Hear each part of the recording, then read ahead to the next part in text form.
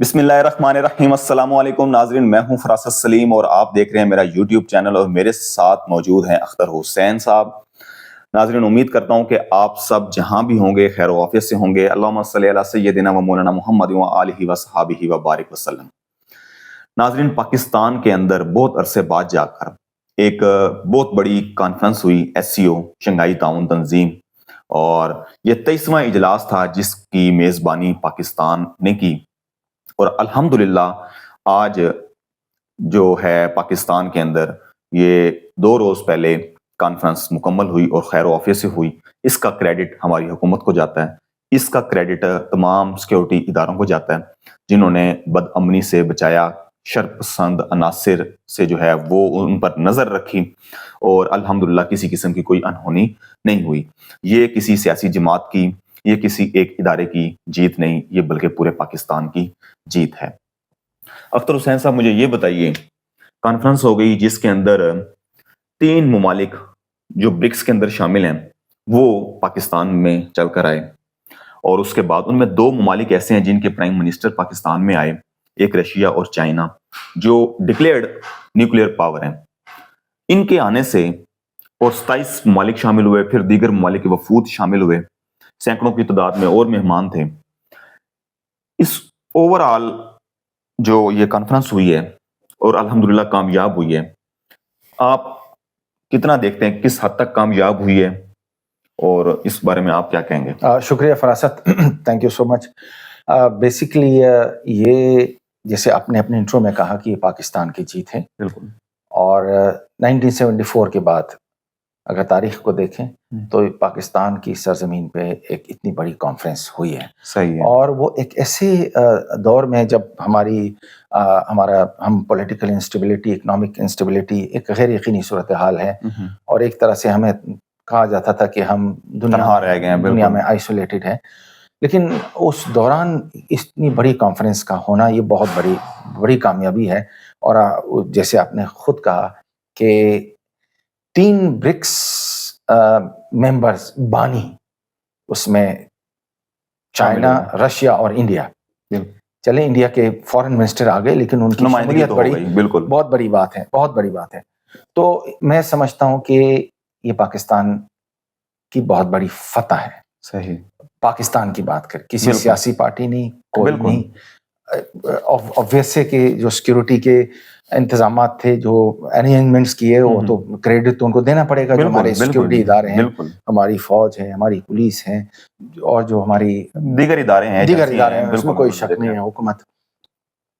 تو اس کو ہم سیلیبریٹ کرنا چاہیے۔ ہمارے سیاسی اختلاف ہو سکتے ہیں، نظریات میں اختلاف ہم کر سکتے ہیں کسی بھی سیاسی جماعت کے ساتھ، لیکن یہ ہماری جیت ہے، ہر ایک پاکستانی کی جیت ہے، اور اس کو ہمیں سیلیبریٹ کرنا چاہیے۔ میں تو یہ کہتا ہوں سیلیبریٹ کرنا چاہیے۔ اب مجھے یہ بتائیں کہ کانفرنس الحمدللہ ہو گئی، بالکل، مہمان واپس چلے گئے، شکریہ ادا کر دیا، اعلامیہ جاری ہو گیا، بالکل۔ اس کا امپیکٹ اوورآل آپ مستقبل میں کیا دیکھ رہے ہیں؟ زبردست۔ اس کا امپیکٹ یہ ہے کہ ایک تو یہ بات کلیئر ہو گئی کہ جو سینٹر آف پاور ہے اس وقت، یعنی اب دنیا ویسٹ سے ایسٹ کی طرف آ رہی ہے، یعنی یہ بڑی الائنمنٹ ہو رہی ہے، یعنی کہ کئی صدیوں کے بعد آپ اندازہ لگائیں کہ برکس ایمرج کر رہا ہے، اور اس کے علاوہ چائنا اور رشیا ایک طرح سے سپر پاور ہیں۔ بالکل۔ اور برکس کا مطلب ہے کہ مغرب کے متبادل ایک بلاک، اور اس کے اندر پاکستان جو ہے وہ ہم جتنے بھی کمزور ہیں، لیکن ہم نے سینٹر سٹیج لیا۔ اس جو کانفرنس کا اگر ہم خلاصہ کریں تو ہم نے سینٹر سٹیج لیا ہے، الحمدللہ، یہ بہت بڑی بات ہے۔ کنیکٹیوٹی کی طرف ہم جا رہے ہیں، یعنی کہ اب وہ جو جیو پالیٹکس کا جو ایرا تھا وہ اب جیو اکنامکس کی طرف ہم آ رہے ہیں، کیونکہ چین کا جو جو ماڈل ہے یا برکس کا ہے وہ کنیکٹیوٹی ہے۔ ایگزیکٹلی، کنیکٹیوٹی ہے، اکانومی ہے، اور اس میں وہ زیرو سم گیم کی بات نہیں کرتے کہ صرف میرا ہو۔ One belt and one road جو انیشیٹو لی ہے برکس نے، اور اس کے ساتھ یوریشین انٹیگریشن، یعنی جو Russia lead block plus OBOR यानी वन बेल्ट वन रोड, सही, ये इन्होंने एक दूसरे में मर्ज हो गए।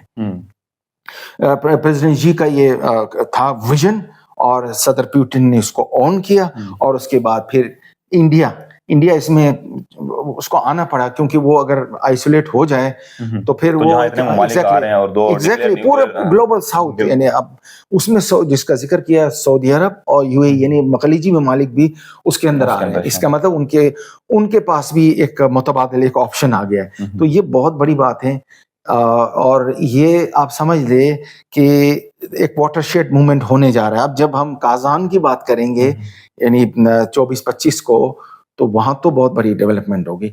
तो शंघाई ताउन तंजीम का इजलास पाकिस्तान में होना, ये इसका इम्पैक्ट आने वाले दिनों में हम देखेंगे कि कनेक्टिविटी की तरफ हम जाएंगे। दिनों की बात कर रहे हैं, महीनों की बात नहीं कर रहे। मैं आपको दिनों की बात कर रहा हूँ, मैं महीनों के सालों की बात भी नहीं कर रहा हूँ। रीजनलिज्म की तरफ हम जा रहे हैं, कनेक्ट हो रहे हैं, नए आइडियाज आ रहे हैं, नए सेंटर ऑफ पावर्स उभर रहे हैं। और इसका आखिरी नुक्ता ये है कि मगरिब का डाउनफॉल हो रहा है, सेंटर ऑफ पावर्स नए उभर रहे हैं, और जो मगरिब है लेड बाय अमेरिका, उसका समझ ले कि उसका डाउनफॉल हो रहा है, यानी आहिस्ता आहिस्ता। तो ये आप इसका इम्पैक्ट आप देखेंगे। ठीक हो गया, चलें जी, अच्छी बात है कि दिनों में जो है इसका इम्पैक्ट नजर आएगा, और पाकिस्तान के लिए अल्लाह ताला जो है वो बेहतरी ही बिल्कुल करे। अब आखिरी सवाल आपसे ये है कि जयशंकर भारत के वजीर खारजा वो पाकिस्तान आए, बिल्कुल, और कुछ महीनों पहले ही, महीना 2 महीने पहले की बात है कि उन्होंने बड़े सख्त रिमार्क्स पाकिस्तान के हवाले से इस्तेमाल वो किए थे, अदा किए थे अल्फाज। उन्होंने कहा था कि पाकिस्तान अब तनहा हो चुका है, हमें कोई जरूरत नहीं है उससे बात करने की या मुज़ाकरात करने की। बिल्कुल। और अब आना तो चले, वजीर आजम को दावत दी गई थी वहाँ नरेंद्र मोदी को, लेकिन वो नहीं आए। खैर उन्होंने नुमाइंदा भेजी थी, ये भी बहुत बड़ी बात है। तो इतने सख्त अल्फाज अदा करने के बाद जयशंकर का पाकिस्तान आना और फिर शुक्रिया अदा कर मेजबानी का वापस जाना, आप ये क्या देखते हैं?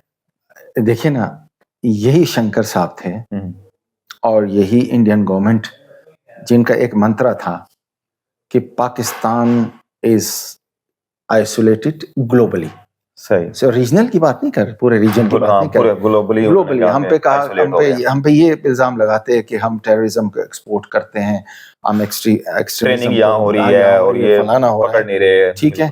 और उसके बाद फिर वो मतलब ये कि एक तरह से जैसे ही मोदी साहब आए थे तो उन्होंने इसी एजेंडे को लेकर चले थे, और हमने पाकिस्तान को आइसोलेट करना है। बिल्कुल। और उसके बाद फिर जयशंकर का आपने जिक्र किया साहब का, तो उन्होंने कहा कि नहीं, पाकिस्तान के साथ अब हम वो जो एरा गुजर गया है मुज़ाकरात का वो एरा गुजर गया, नहीं आएगा। ये 30 अगस्त का मेरे ख्याल है उन्होंने कहा था कि नहीं, वो अब एरा अनइंटरप्टेड डायलॉग, इन्होंने कहा था कि अनइंटरप्टेड डायलॉग का एरा खत्म हो गया। ठीक है, खत्म हो गया, लेकिन आपको आना पड़ गया। आना इसलिए पड़ गया क्योंकि 45 दिन के बाद एग्जैक्टली आना आपको इसलिए पड़ गया क्योंकि पाकिस्तान आइसोलेट नहीं हुआ है, ग्लोबली पाकिस्तान आइसोलेट नहीं हुआ है। पाकिस्तान को आप देख रहे हैं, दुनिया जो है वो पाकिस्तान आ गई, यानी ग्लोबल साउथ, दुनिया के दो वज़ीर आज़म आ गए।